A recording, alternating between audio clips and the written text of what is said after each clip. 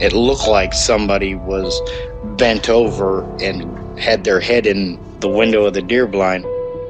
It either heard me or smelt me, and he pulled his head out of the tent and stood straight up, and that shocked me.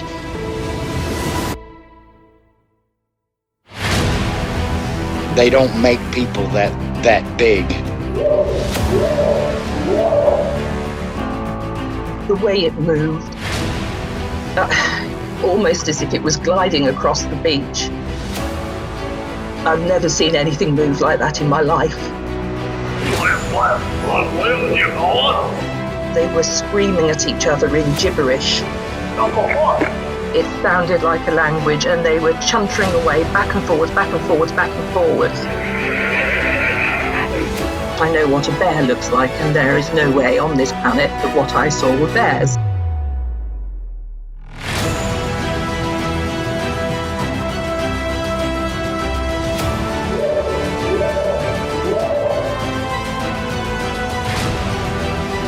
What are you reporting? Jesus Christ, you better... Sheriff? Zia! Hello? Get somebody out here. What's going on now, sir? That son of a bitch is about 6'9", I don't know. Do you see him now, sir? Yes, I'm looking right at him. Uh-oh.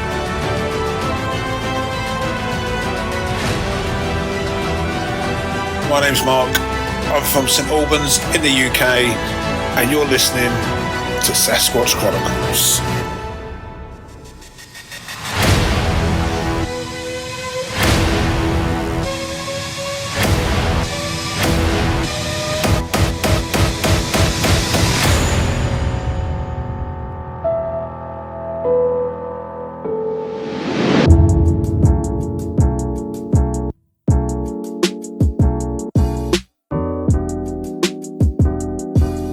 Welcome to the show, everyone. Thanks for being here tonight. Got a great show planned for you tonight. We're going to be chatting with Orrin, and Orrin comes to us from Washington State.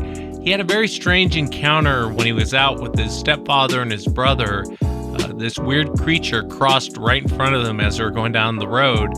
And it's the bulk of the witnesses that saw it. You know, Orrin saw it, his brother saw it, his stepfather saw it. And it's a very strange encounter. Orrin says it wasn't that big. Reminded him of a very small creature on two legs running across the road.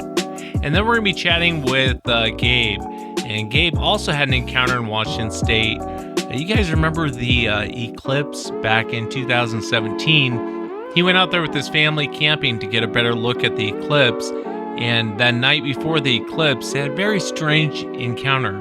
And then we'll be wrapping up with Stacy Brown. Stacy has a new documentary out there on Amazon Prime called The Skunk Ape Lives, and where he interviews eyewitnesses. It's pretty good. I started watching it the other night. He did a pretty good job on it.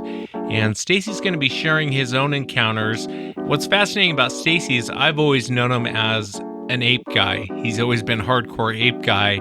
And he had a couple weird things that happened to him that made him change his mind. If you've had an encounter and you'd like to be on the show, shoot me an email. My email address is wes@sasquatchchronicles.com. And if you get a chance, check out sasquatchchronicles.com. You can become a member and get additional shows. Let's jump into it tonight. I want to welcome Orrin to the show. Orrin, thanks for coming on. Yeah, absolutely, Wes. Thanks for having me. Yeah, I appreciate you being here. And I know that you had an encounter. Actually, most of your family were present during this encounter. If you would kind of take us back to that moment. What were you guys doing and what happened? What did you see? Okay, so at the time, I was about 12 years old. We had my little brother with me, Cody. He was about 10 years old. And then our stepfather. We went out to go fishing for the day. Just northeast of us, about an hour, it's a little lake called Brown's Lake. It's like pretty tranquil. You can't have motors on the lake. It's fly fish only. Dad's teaching us to fly fish. We're out all day, had a great time. We're coming back. Now it's I guess it's like it's a dirt road, mountain road, if you will. Washboardy, so you're not driving at 50-60 miles an hour. You're You're keeping it slow, 25. We're just cruising, kind of talking about the day. At this point, it's not totally dark out. You can still see the brush on the sides and the trees and whatnot, but it's light enough that you got your headlights on. And we had our headlights on, and we're cruising, just kind of chit-chatting. And next thing we know, just kind of from the passenger side where I'm sitting, this creature runs right in front of us. And it was one of those deals where you don't even have the opportunity to even hit the brakes. You just kind of freeze and let it happen what's going to happen. And that's exactly what, my stepfather did. And you can see him kind of tense up and straighten his arms out a little bit because we thought we were going to hit it. It runs right in front of us. It was the craziest thing. It was on two legs. Two legs, had brownish cinnamon fur. I distinctly remember a conical head, and the reason I remember this so well was because of the height of what we saw. He was probably only about 6 inches or so taller than the hood of the truck. So, roughly 4.5 feet tall, maybe. It was probably maybe only 6 feet out in front of the truck. Ran by super quick. And I remember seeing his arms going back and forth as, you watch somebody run in front of you. We both, we just kept driving. We kind of sat there quiet. My brother leans forward in the seat from the back seat, and he's like, "Dad, what was that? What was that, Dad?" And he didn't say anything, and I'm looking at him, kind of like, "Give us some confirmation here. You're the adult." And he didn't say anything.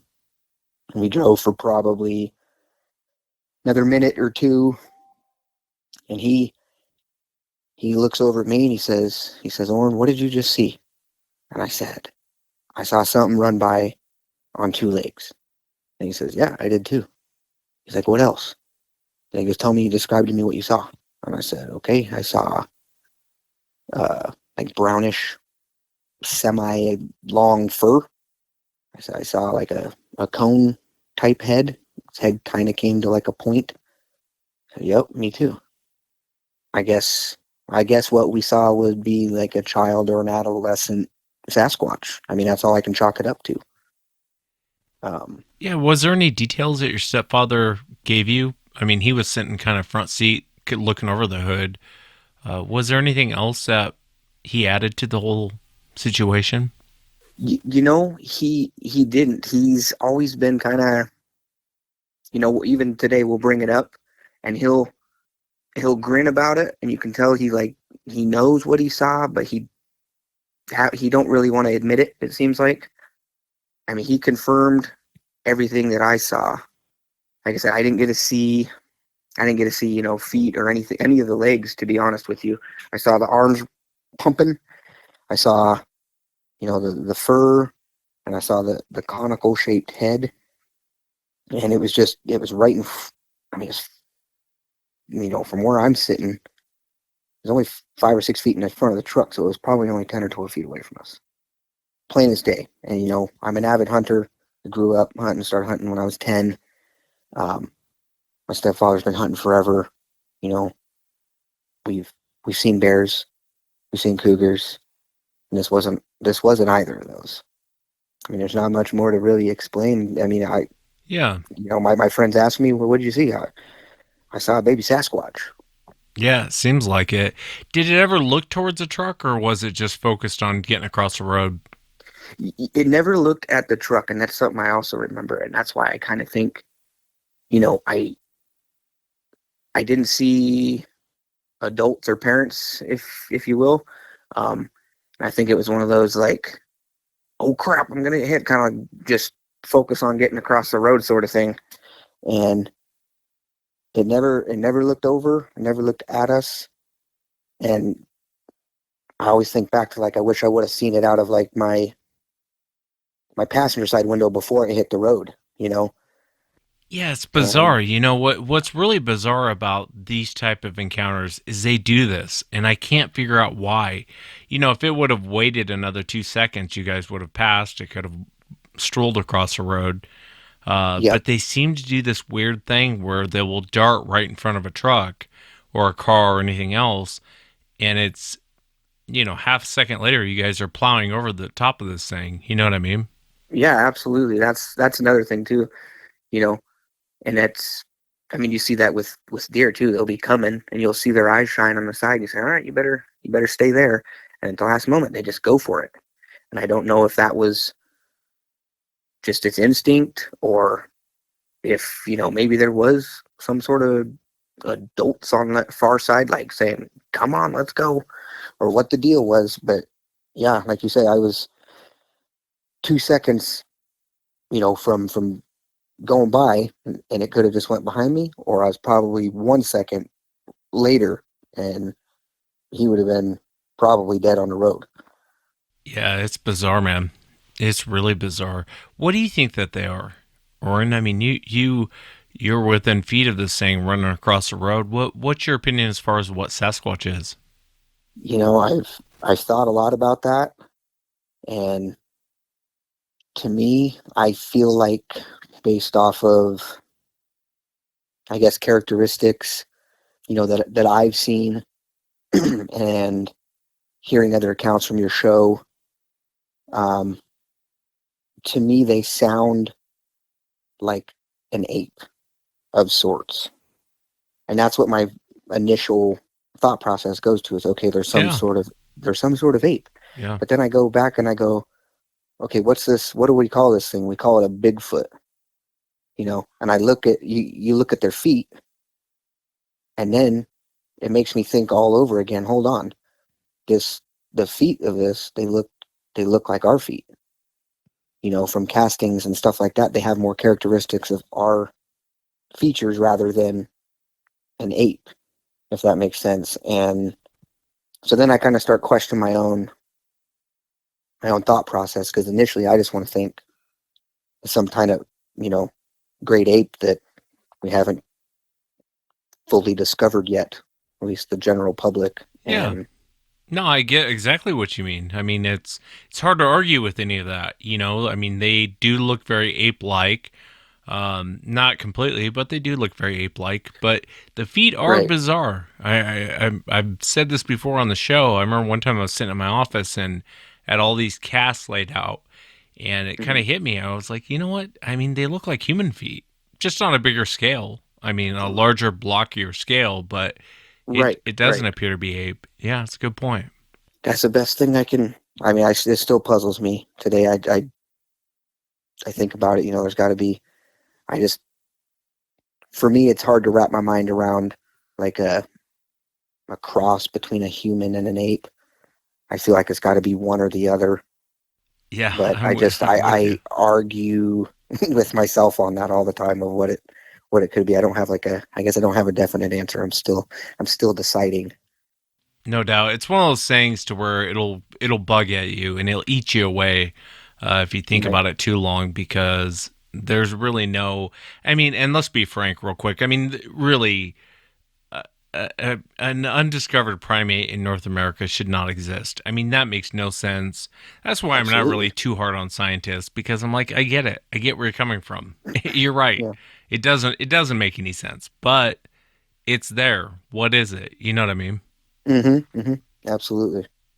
But it's a fascinating account, man. I appreciate you taking the time to come on and share it very much. Yeah, absolutely. I really appreciate you having me. It's this show that kind of made me branch out a little bit more. I've talked with family and, close friends that, about what I've seen, because I feel like they're going to be the least critical about it, but then to listen to the show, and all these other people are kind of, in the same boat, where, they know what they saw, and this is kind of the platform that they can share that without criticism. This is where other people are at, and they're seeing the same sort of things. And, you know, I think it's great. I think it's great what you're doing. So, Yeah, and I appreciate it. And I've learned so much from the guests who've come on. You get a better understanding of the behavior, you get a better understanding of descriptions. Until we have one in a cage or a body on the table, there's really no other way to study these things. You know what I mean? And Yeah, to have absolutely. eyewitnesses come forward and share what they've seen, share what they've experienced, it helps to kind of understand what's going on out there. But yeah, brother, thanks again for coming on. Yeah, I appreciate you having me, Wes. It's been a good time.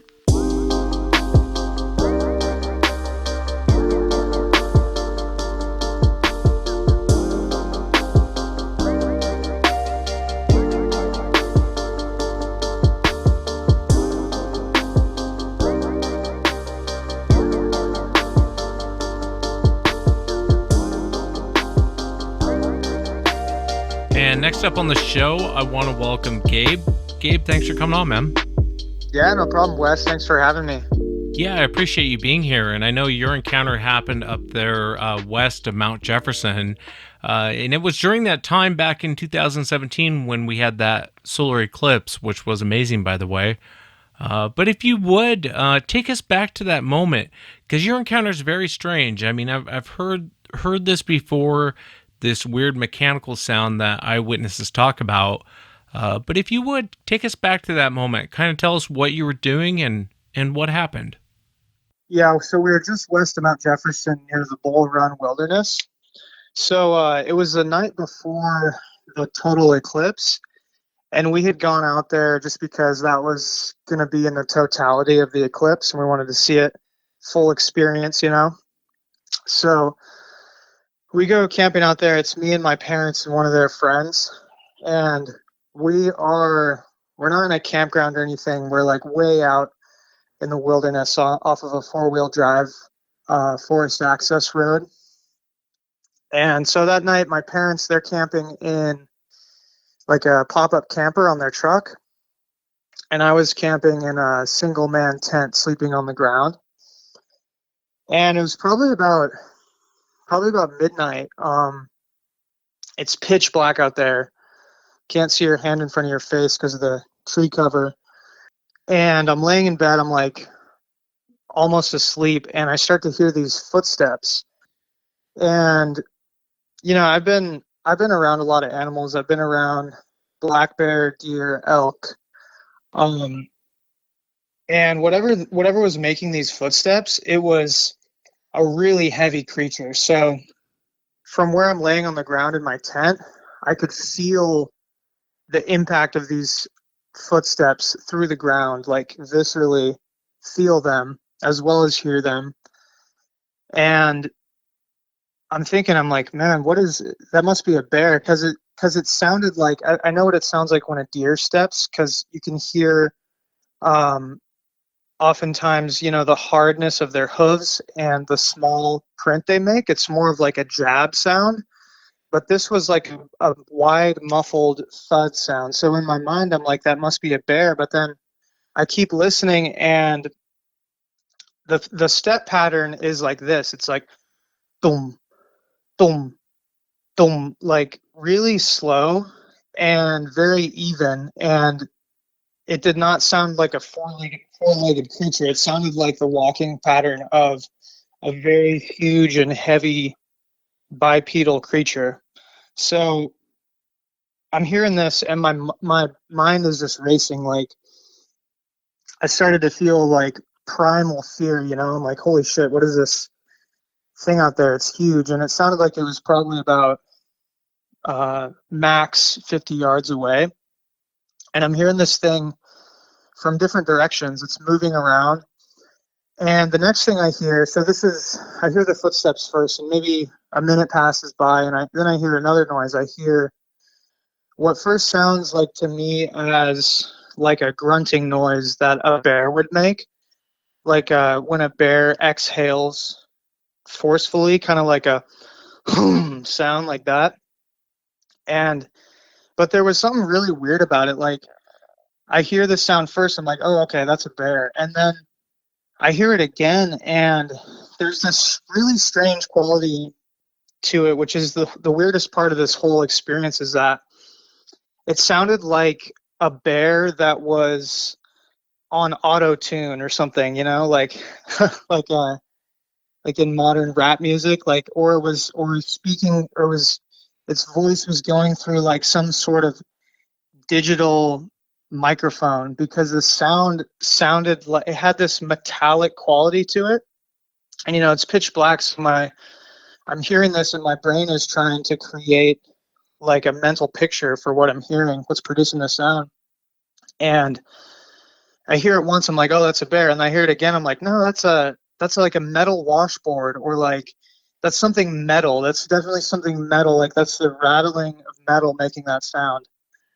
And it went on. I heard this sound maybe 15 times, and all from different directions. So it's moving around, and it's pretty close. And man, my heart is just thumping. I'm like, what the hell is out there? Like, yeah, that was one of the only times when I've been in nature where I've just felt like I felt really unsafe. Like I don't, and it was like inexplicable too. You know, like I felt like whatever was out there, was it was extremely powerful, and it was affecting me on like a spiritual level. You know.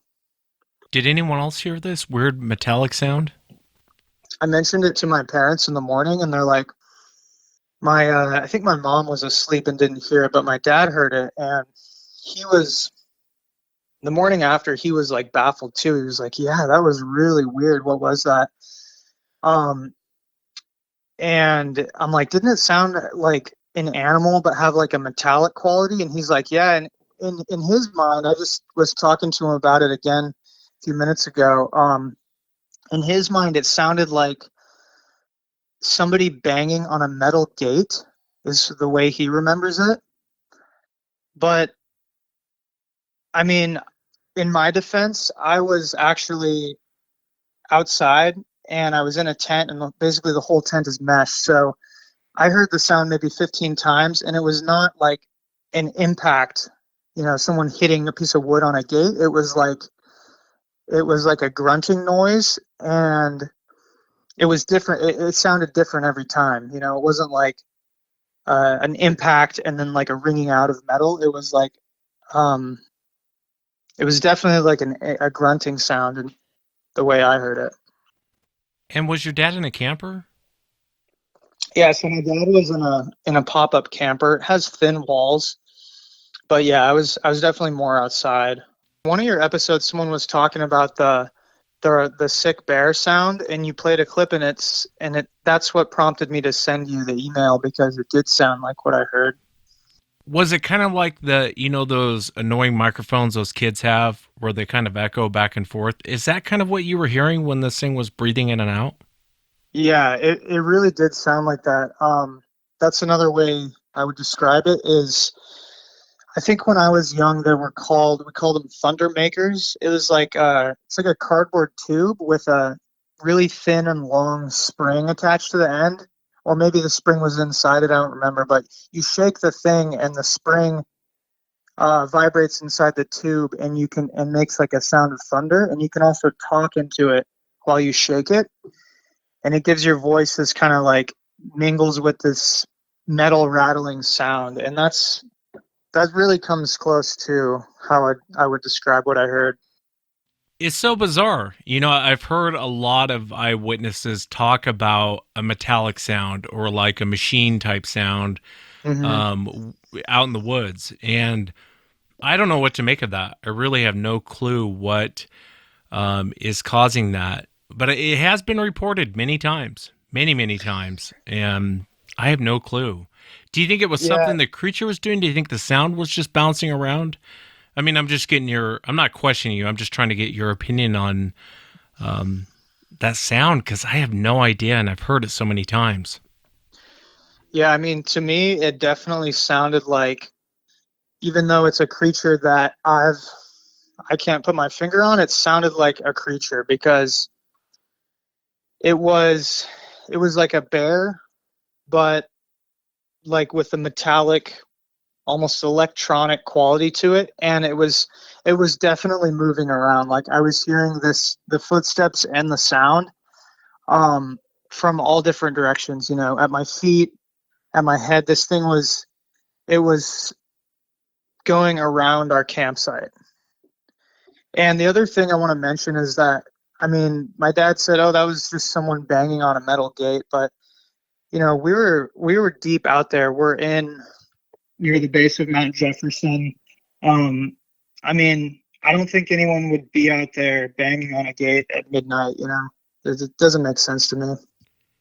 Yeah, it doesn't make any sense. The next morning when you got up, was anything taken or did you notice anything? No, I didn't. And I regret it now, but I never looked for any prints or anything. I was just kind of like, whoa, that was crazy. And I didn't think to kind of investigate around.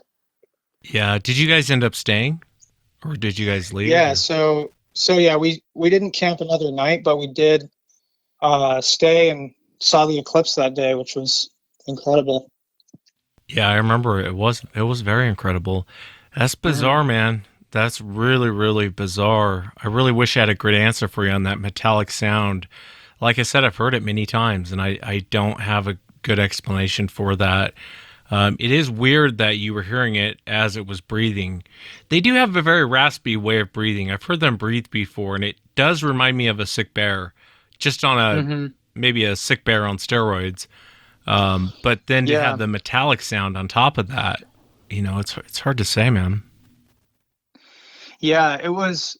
I would also definitely describe it as a sick bear sound. It's like a very raspy, rattly, growling sound. If that makes any sense.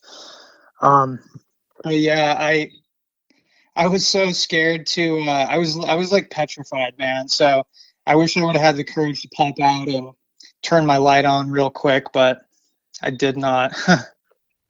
Yeah, there's no shame in that, man. I would have been thrown off by that. And when you're in a tent, honestly, you're at everything's mercy. I mean, it's just basically a sheet protecting you. You know what I mean? Yeah. Yeah, definitely. Did it affect you as far as going back out? We live in the part of the country. My father used to call it God's country, and I never understood that till I got older. But it is a beautiful area, and a lot of people go outdoors. Did it affect you at all as far as wanting to go back out there?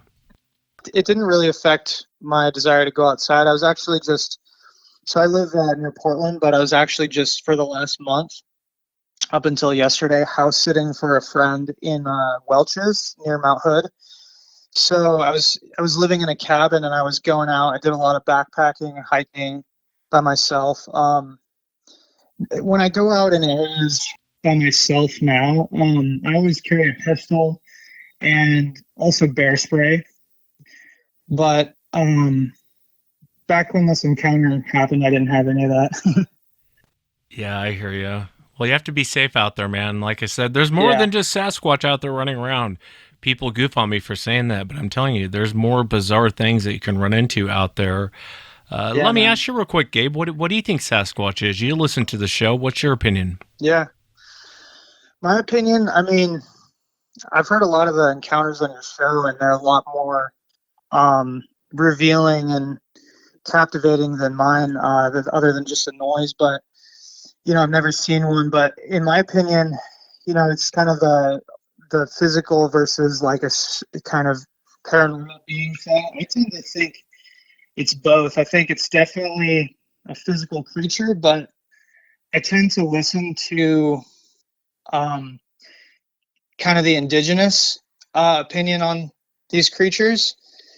And what they've said is, them being kind of like a guardian of the forest and having kind of like having even like spiritual powers. I tend to believe that because, I can't really prove that this is linked to Sasquatch, but there have been times, even recently when I was up at Mount Hood, when I'm out in the woods and I'll just all of a sudden get this like inexplicable feeling of like you need to not go any further, like this part of the woods, because this whole last month when I was up there, I would hike almost every day after work, so it'd be twilight, almost getting dark, and I'm 2 miles up the trail, and I would just get this feeling like all right, this area is not for you. And I would listen to that and turn around, And I think there are, like nature spirits. I think there's spirits of the land. I kind of agree with the tribal people on that. So yeah, I think it's complicated, man. I think that they probably have a physical manifestation, but I think they are the idea that they're spiritually powerful beings that know more about the secrets of nature than we do. That really rings true for me. Yeah, you could be right. You definitely could be right. There is a weird. I do believe that they are physical, but there is bizarre things that go on with these things, and it's so hard to say what a lot of times I just kind of shrug my shoulders and I go, yeah, I believe that happened. I have no clue. And it's so weird when you talk to so many different people and they share things with you, especially off the air, where people haven't heard this before. Yeah. And you hear it over and over and over again. It makes you kind of take a step back and go, what's really going on here? I would love for it to be an ape. If it came out tomorrow and it was nothing but a gorilla out there, some offshoot of a gorilla or something, I'd be the first that would be more than happy and would accept that. I just don't. I got my feelings. I don't. I think people who think it's an ape, I think, are set for a disappointment when this eventually comes out. Because you think they don't really want to be proven right. Well, deep down. Yeah, I mean, it's kind of a funny field, this Bigfoot world. People they have it in their mind. People think it's some non-human primate, a natural animal running around there, and they'll refuse to look at anything else. They'll refuse to hear anything weird. They'll refuse to hear anything strange. And it's like, well, I mean, what are you investigating? What are you searching for? It sounds like you already have the answer. And then the other side of the coin, the people that are like, oh, they're the friendly spirits and, they eat out of my hands. They'll refuse to hear anything strange or odd or a violent encounter, And so it's a bizarre community. And I throw around the word community very loosely. But, yeah, it's just I really hope that it's a natural animal. I'm like you. I kind of have my suspicions it's probably not. The metallic thing, man, like I said, I can't even tell you how many times I've heard that, and I have no answer for what that could have possibly been, why they have that weird noise.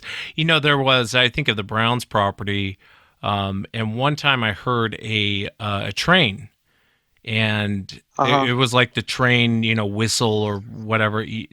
All trains have that certain whistle when they're coming through. And I sat there and thought about it, and thought that was a weird sounding train. And I know the area well where the Browns were at, and I stopped and thought, and I go, there's no train tracks out here. Like, there is no train tracks out here.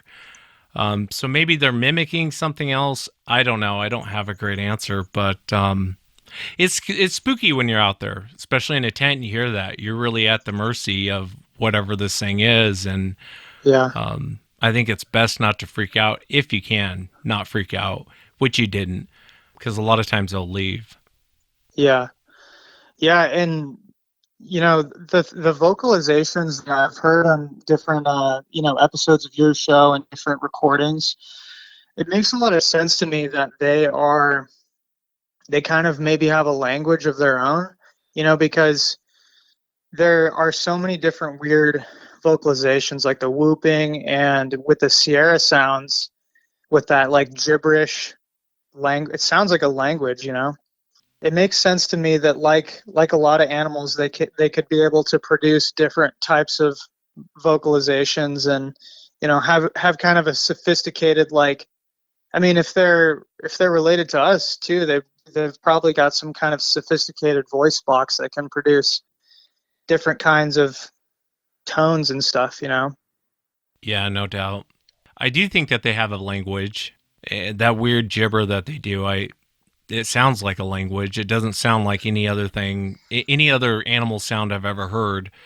I apologize to my Russian audience, but it reminds me of two Russians talking. I'm sure, the Russian investigators are like, it sounds like two Americans talking, you know what I mean? Yeah. But, Yeah. To me, hearing the Sierra sounds, it honestly sounds like some of the Native American languages, if you've ever heard those.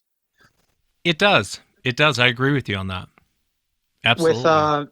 the way, especially in the Pacific Northwest, a lot of the indigenous languages up here I've noticed have a lot of kind of like ch and x sounds, like kush kush kush, kush, like kind of like that. Is probably like, it sounds really stupid to imitate it like that, but you know what I mean, like it has a lot of this same things I've heard in the Sierra sounds, kind of similar. Yeah, no doubt, man. It's a spooky topic. Hopefully one day we'll know what's out there and what they're capable of and what they're not capable of, and but until then it's kind of a guessing game, and the only thing that helps is to have eyewitnesses come forward like yourself and share what happened to you, because it helps. It really does help when Yeah, people come man. forward, because we can start to kind of get theories and maybe some answers, and it's all we Yeah. got. You know what I mean? Yeah, I mean, ever since that this experience I just described, I've kind of been on the fence. I'm like, man, do I want to see one? Like, I kind of, being out in the woods alone hiking, I'm like, man, that'd be cool if I saw one. But also, I'm like, man, deep down, I think I don't really want to come in contact with one on one at least. It's kind of frightening. Yeah, it definitely is frightening. And if that ever happens, definitely give me a call, man. Yeah. Oh, yeah, will do. And I appreciate you taking the time to come on, Gabe. Thank you so much. Yeah, of course, Wes.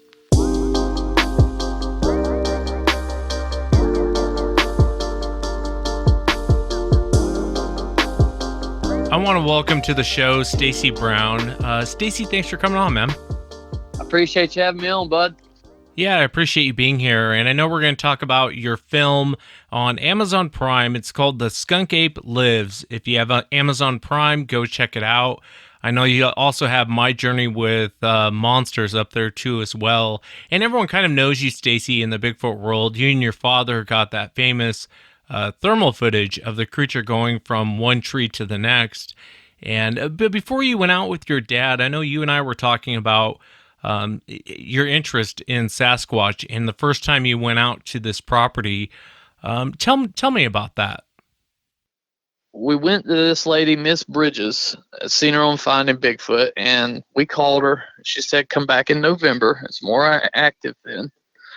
And we did. So, but my dad was sick and he couldn't go with me. So I took the bass player from my band, and the whole day, like the whole experience leaving there that weekend was so mind blowing. Because as we're pulling down her driveway, something black is at the edge of the woods and just steps into the woods, and we stopped. And like my buddy stopped the car. He's like, dude, is this really happening right now? And because it was tall, you couldn't tell what it was, but it was just a black figure. It stepped in the woods, wasn't there when we drove up to the spot.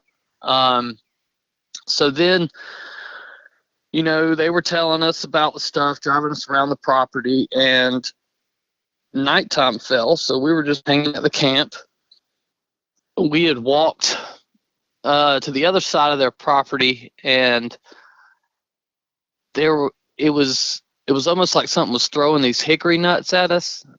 I remember at one point, one rolled up the hill. It like bounced up the hill, because I was like, these things are falling out the tree. What are the chances that they're bouncing uphill? So I mean, I guess it could have happened, but it was like 2 or 3 of them. So we were kind of spooked out, and then we went back to camp, and something was just moving around kind of at the base of the hill. We were camped on top of this hill, and we're sitting there carrying on, playing the guitar or whatever, and then just kind of look over to the side, and there's this thing just standing there at the edge of the firelight, right at the edge of the trees. It's like it came up enough, but it wasn't like full. You couldn't see it like it was if it had been standing closer to the fire, but you could see the outline, you could see the features and stuff, but it was almost like it was scared of the light. I didn't understand why it didn't come no closer. So I looked at my buddy, And he's like, all right, so you've seen that too. And so then this thing, it stepped away, and it continued to like break limbs and stuff, down the hill. And we were terrified, man. Like, I called my dad, and my dad's like, because we've been doing this for a little while before in Apalachicola National Forest. He's like, you went out there to find a Bigfoot and you found one, and now you're going to leave? And he was making jokes about it. And so I stayed. Then that night we ended up, like, I fell asleep sitting up on the cooler. Did not want to go to sleep. I was scared, but we slept in the same tent that night. And I was like 27, I want to say. I think it was 2011. Yeah, something like that. So I woke up at about 5 in the morning. It's got to be somewhere around there because I had to have fallen asleep at about 2. Even though I wasn't looking at the time, I'm just, as the night was going on, I had to fall asleep about 2. So it's probably around 5, but I woke up to my buddy screaming. And I look up, or when I open my eyes, and the tent is like right down almost on top of our face, and then it kind of, I guess it let go of it, and the thing runs off into the woods. You can hear it boom, boom, boom, boom, running off into the woods. So I guess what it did was just to come up and press down on the top of the tent, because it actually broke one of the little poles when it was pressing down. And my buddy went and got in his Ford Escape that he had, and I stayed in the tent. I didn't really want to have eye contact with the thing, to be honest with you. The car was probably a safer place to be, but I didn't want to wake up and look out the window and that thing be staring at me. I didn't think these things were actually real. I thought it was cool. I wanted to, dabble with it. It's like you're going ghost hunting until a ghost appears, and then you're scared of ghosts. So it was just kind of like that, Yeah. But that was it. After that, we stayed another night. We didn't see it the second night, but right when dark fell, same stuff starts happening. And that was it, dude. I was sold on it. I quit my band like immediately. I was like, I'm done, because we were practicing 3 times a week and then playing shows on the weekends. So it wasn't really, I didn't have time for it. I was like, hey, we were within 20 feet of one of these things, and that's, we can prove this. I don't know why they haven't been proven yet. And, then I got on the internet and started looking. I was like, oh, wow, this is why they haven't been proven yet. So all these people are doing is fighting. So we'll just, keep our noses out of that mess, and we'll go and prove this. And it's still in the process of proving it. Yeah, I hear you. That is a fascinating account, especially its behavior. Tell me real quick, this lady's property, did she, obviously she knew they were on the property. That's how, I didn't catch that part in the beginning. Right. Okay, so this Finding Bigfoot had just came on the air. The second episode, they were in Florida, and there was a lady with a handprint on the inside of her door. I guess the thing had opened the door, and the door closed on its arm or something, but it left this huge handprint on the inside of her door.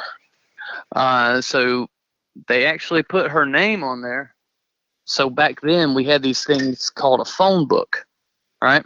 I know a lot of people may not know what those things actually are, but I looked her up, and there she was. So I just gave her a call, and I got you, and that's kind of why. Come out. Yeah, I got you. So you went out there. I do remember that one now. I remember it had its hand on. It was a glass. It was, what do they call those doors? A kind of, not really a screen door, but kind of not the main door, but you know what I'm talking about. Yeah, it was like a screen door, but it was just glass. Yeah. So, and then you had the other door into that Florida room there. So, what do you make of that behavior as far as this creature? I mean, it kind of sounds like playful behavior. I mean, if it wanted to crush both of you in that tent, it would have.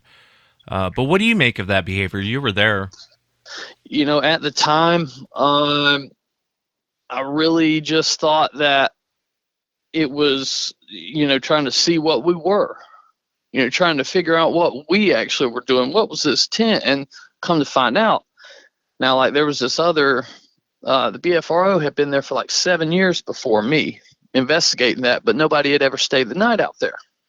So it was like we were the first people, I guess, to actually pop a tent out there in them woods, and they didn't know what it was. Because this area, even though the interstate is about a half mile away or so, this place is vast wilderness. Like, once you get behind her house, it just goes, and I think they didn't really, understand what we were doing there or anything like that. At first, I thought, they were wanting to kill us. I really didn't think that we were safe being out there, because there was like, you'll hear like a deer grunt, or like not grunt, but like huff. And there was a lot of those. Those were very loud too. And so it was like, man, I don't know. It was just, I'm trying to put myself back there in that situation. And that situation was very nerve wracking for me. Yeah, I can imagine, especially the first time you encounter them. I had to laugh at your ghost comment, because it is a lot like that. It's like, let's go ghost hunting. And that sounds fun until a ghost shows up. You know what I mean? And then you're like, what are we doing? Have you been back to that property, or is there still stuff going on that you know of? Actually, the property is done at this point, I guess. The Hurricane Michael come through there and flattened it. Every tree that was over 8 foot tall got split in half. They just had like 160 mile an hour sustained winds for 8 hours. And, that's coming with like 200 mile an hour gusts. And so it was pretty intense, and it tore the property up. So it's not really safe to walk out there in those woods anymore. There's so many widowmakers and stuff. But I ended up staying on that property, became good friends with the owner, and we just stayed on that property, I want to say till about 2017. And the stuff that happened there, I went from believing that Sasquatch was a primate, to now I really don't know what it is, What made you change your mind? About 2 years into it, okay. Me and my buddy David Lauer were sitting up on this hill, and now the hill kind of gradually dropped down into this creek. And we heard knocks coming from the other side, right? We were just mainly watching the creek, because that's what we did. We constantly would watch the creeks because we believed they were going to travel them, so we would sit off a distance. But we heard knocks, so we did a knock back, and then it replied, but it was closer. And this is on the other side of the creek now. And so this went on for about 4 times. And then right when it got to right about where it would walk out into the open, right before the creek, it stopped. But this red light appeared between me and David on the ground. Now, if you looked at it, you couldn't see it. But if you looked at it through your peripherals, it was there. Which was so odd, because I was like, what is going on? And then it moved up, and we both seen it. So I was like, David, are you seeing that? And then we figured out if we turned, we looked at it, couldn't see it. So it was the weirdest thing. And that was the first of many, many incidents with the lights. The lights kind of changed my opinion on what they were. Yeah, it is fascinating. Every time people have these things on their property, I'll ask them if they've seen the lights. And everyone has a different name for them, but I just call them the lights. And almost everyone says yes, that that they're seeing the lights on their property. And I hate to say there is a correlation between the lights and Sasquatch, but it's weird. It's a really weird coincidence that happens over and over and over again. Was there anything else that happened on that property that made you think this might be something else? Yeah, after we accepted that the lights could be them, okay, because that was a big deal. Like, my buddy David was all about the lights. He was like, man, that's what they are, blah, blah, blah. Talking, I'm like, no, there's no way, you know. So then we would sit out there in the forest and just ask questions and ask for the lights to appear. Now, we took my girlfriend and my buddy's brother. I'd never met my buddy's brother, and I just met my girlfriend. So we went out there in the woods and sat down, asking them some questions. We'd be telling them about these lights. And the light appears about 25 yards from us. Well, it floats, I guess, kind of like the Forrest Gump feather floats, you know. Best way I can describe it. And it floats all the way up, and David puts his hand out, and the thing lands right in his hand and goes out. Okay, so then we continue to sit there, and we asked if the Bigfoots could show up.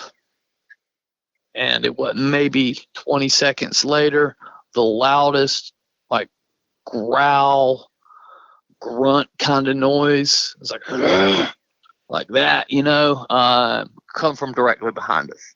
And it was close, too. So we, of course, got thermals and we're all looking and stuff.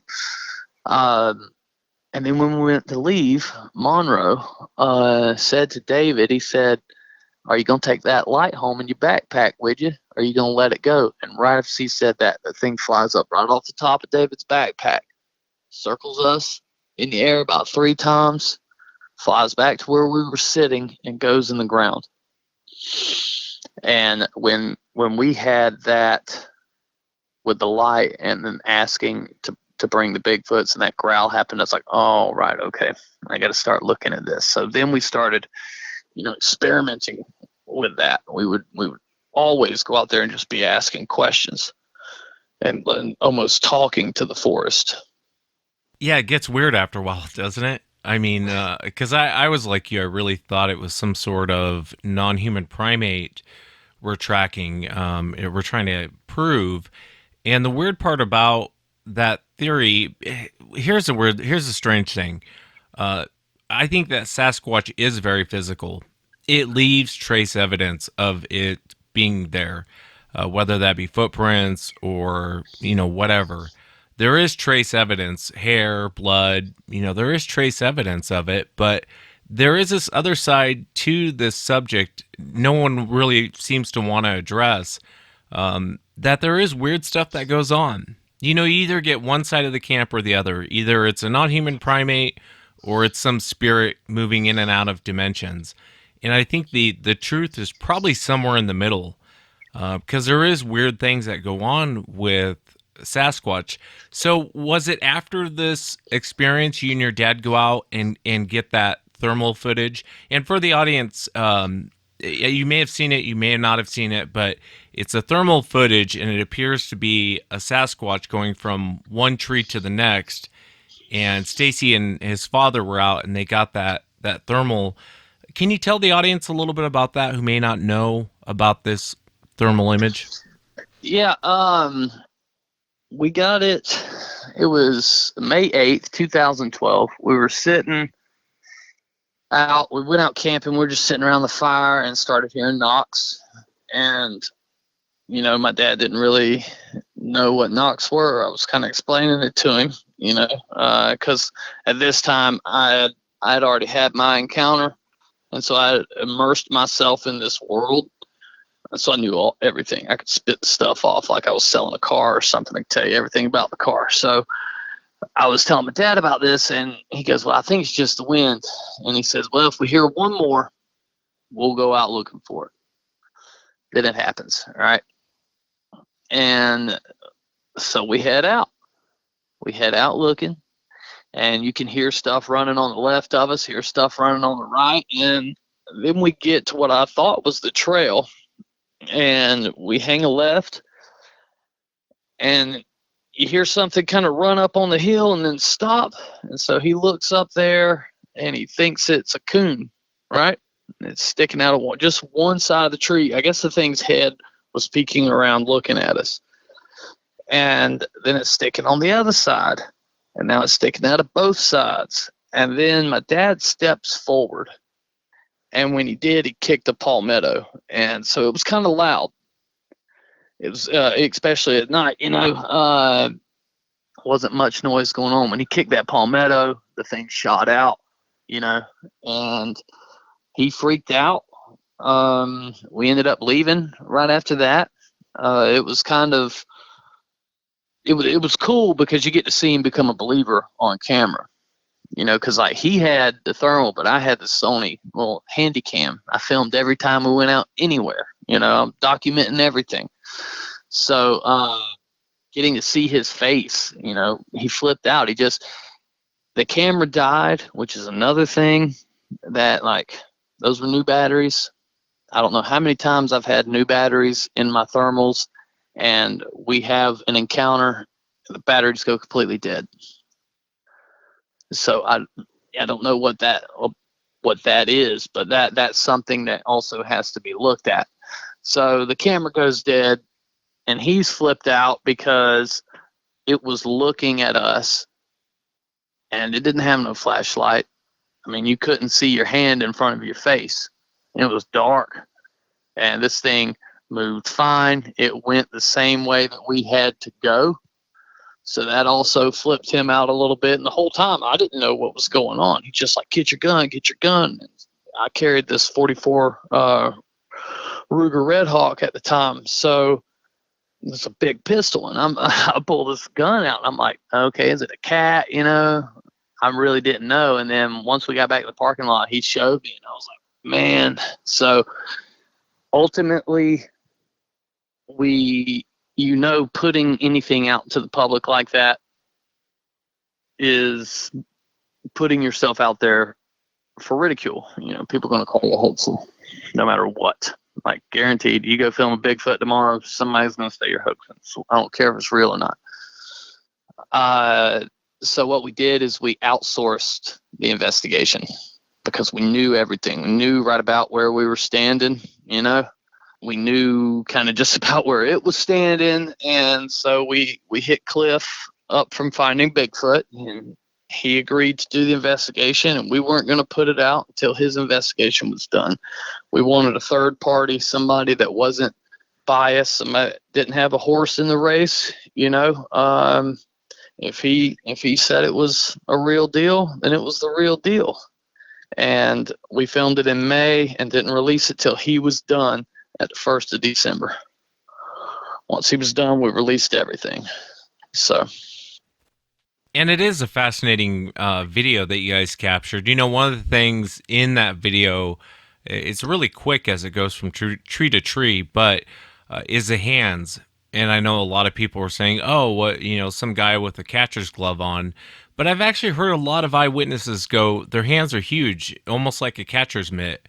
And I remembered back to that thermal that you and your dad got. And I thought, you know what, that's exactly how a lot of people are describing their hands. Their hands are just huge. Well, see, we thought at first it could have been a person. Like, at first my dad thought, after the initial shock was over with, he thought I was messing with him. And I'm like, dude, it's Tuesday night at midnight. And then it's like, okay, well, what if it actually is somebody? Just how terrifying is that thought? Because we were a mile in the woods, and this person don't got no clothes on. So a mile in those woods, in the Florida woods, it's a little bit different than being in some of these other places where everything can't kill you. That was the one thing when I watched it, is the hands were so big. And I had heard Derek Randall's story before, and I actually believed him. So he was one of the first people I sent the footage to. I sent it to Meldrum. I sent it to Derek Randall's. I sent it to those guys off of that Facebook Find Bigfoot. And I just asked Derek, I was like, hey, how big were the hands? And he goes, they were massive. And he was one of the few people that I actually believed. Yeah, let me ask you, Stacy, after you've been in this for so long, what do you think that Sasquatch is? And obviously, it's something I ask everyone on the show, and there's no wrong answer because no one knows, you know what I mean? If I had to see that question, it's hard for me because I'm trying to still understand what our reality is, like what reality we live in. I'm borderline thinking this is all simulation. So if that's the truth, then I don't know what the Bigfoot is. But I believe that I know enough to not know enough, or to not have an actual answer on that. I know enough about them that I don't know what they are. I've had a UFO encounter immediately followed by a Bigfoot encounter. 18 people saw that UFO with me. And then they all heard the knocks too. We were just the ones that went out and looked for the knocks.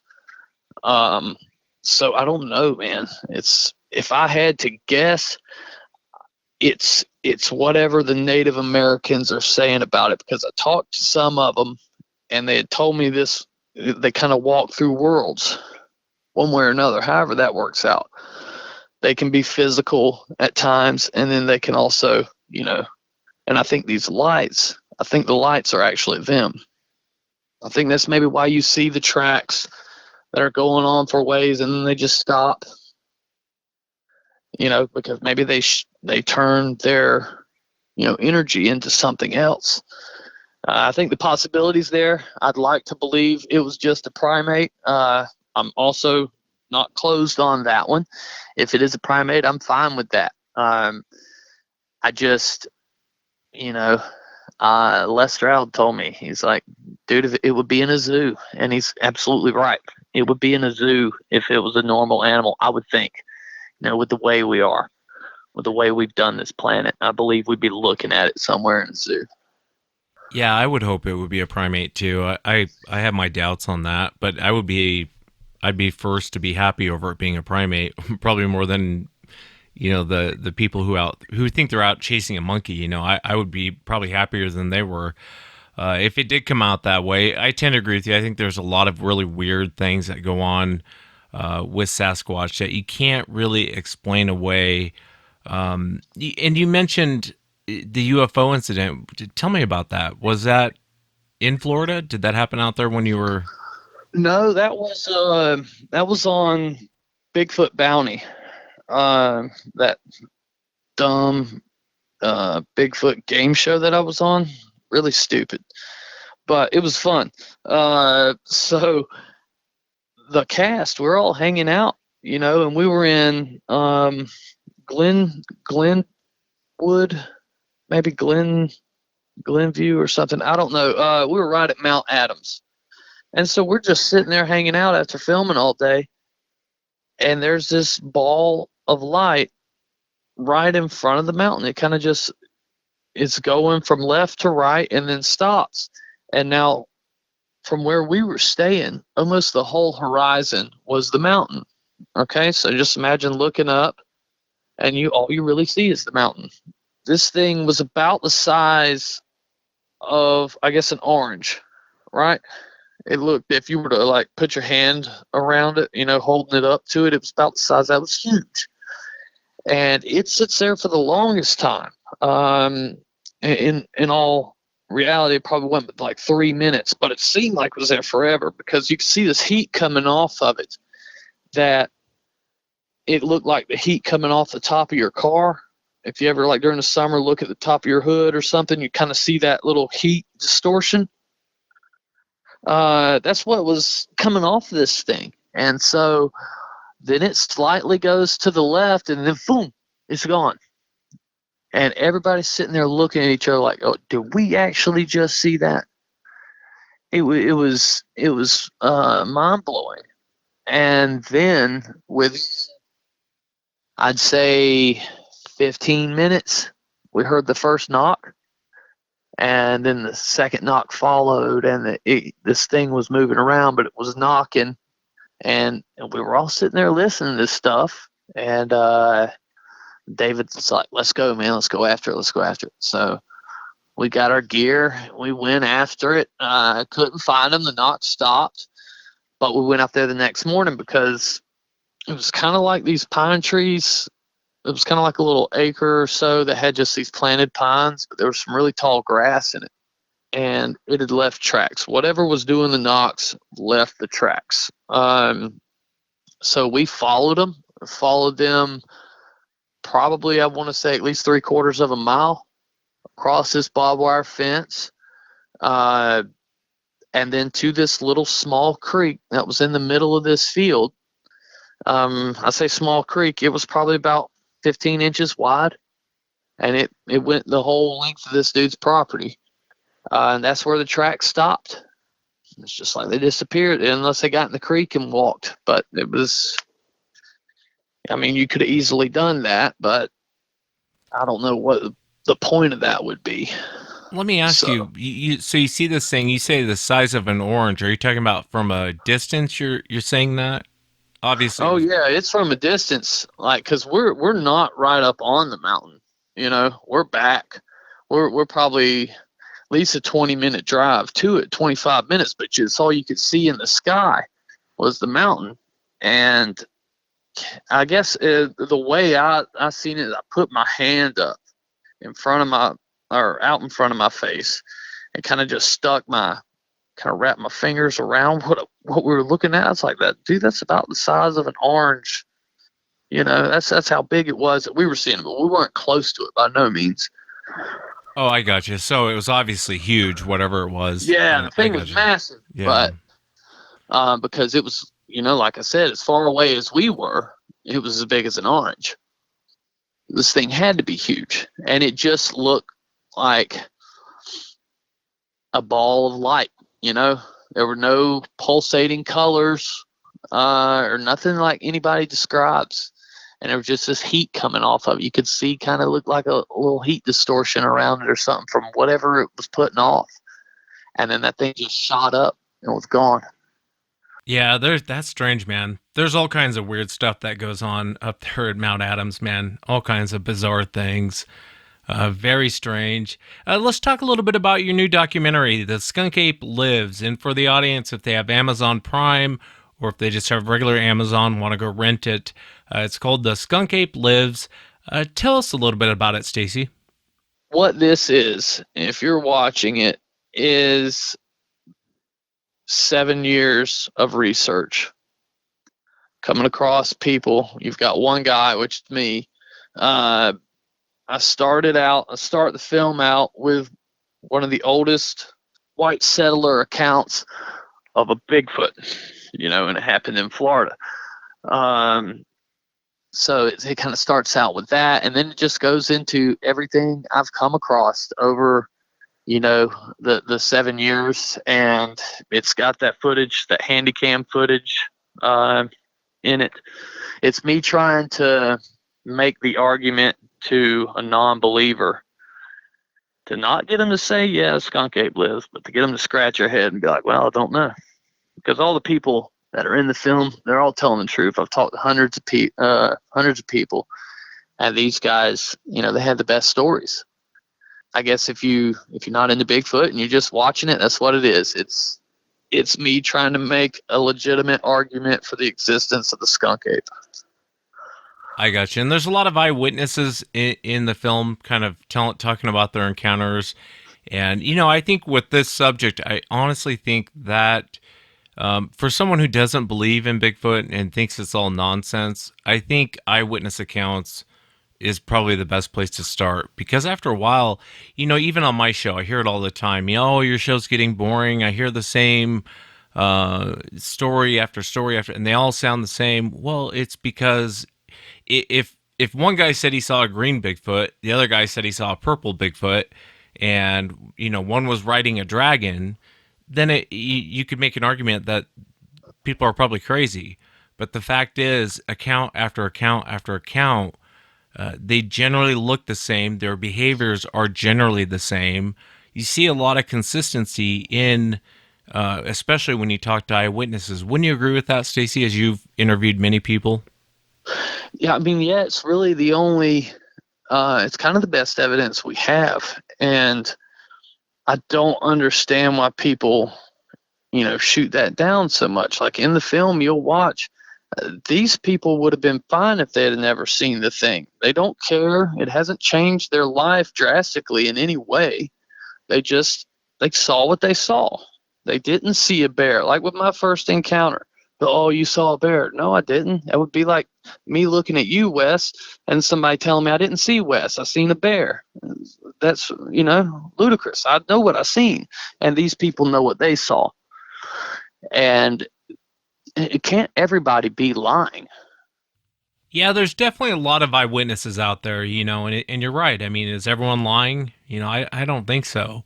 And these things are definitely out there, and it's frustrating at times because it's hard to come up with answers for people on certain things. And when you go out and look for them, sometimes it feels like we're chasing a ghost. You know what I mean? Well, actually, that you mentioned that, we now take our ghost equipment with us while we're Bigfooting. I still take everything else, but now there's an EMF meter and REM pods and different things we use because maybe they are some type of spirit or something of that nature, like the Native Americans said. Maybe that's what they are. But I have no idea. I know that I want to prove it, and to prove it, you have to be completely open, and you can't go into this with a with an idea of what it is already. I think that's because if, let's say, you want it to be a primate, you'll find only primate stuff. You'll find things to back up your theory. So, and maybe ignore other things that shouldn't been ignored, like the lights. I ignored them for so long because I wanted it to be a primate, and that was wrong of me. Because you have to look at the whole, everything you're getting. You have to take in all the data and then come to that conclusion. But I don't think until we understand our reality better that this will be proven. I don't know if that makes sense, but no, it does. I don't know if we actually understand what's really going on here. And I think maybe it's because we can only see, hear, and taste, feel, right?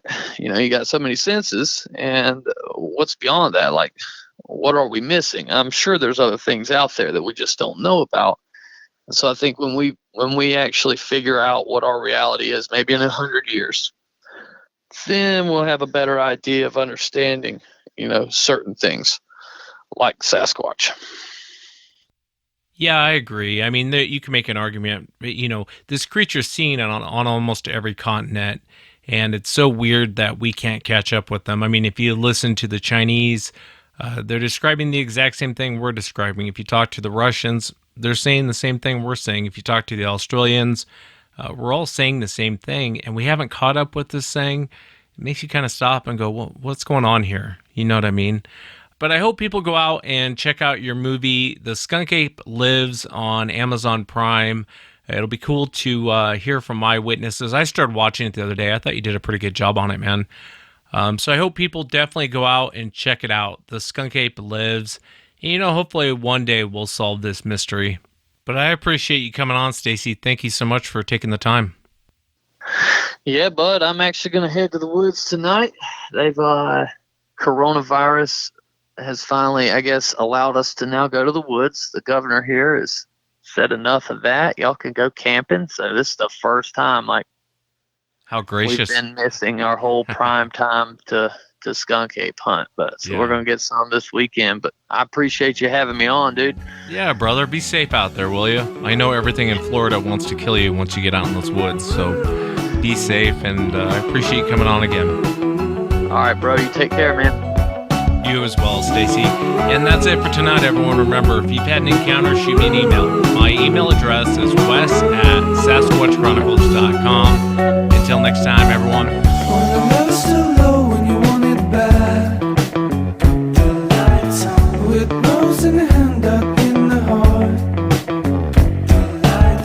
My wheels on tone to go alone. Baby, you should know that you're gone. With the lights on, this is my home. Place where I own memories of you, dear.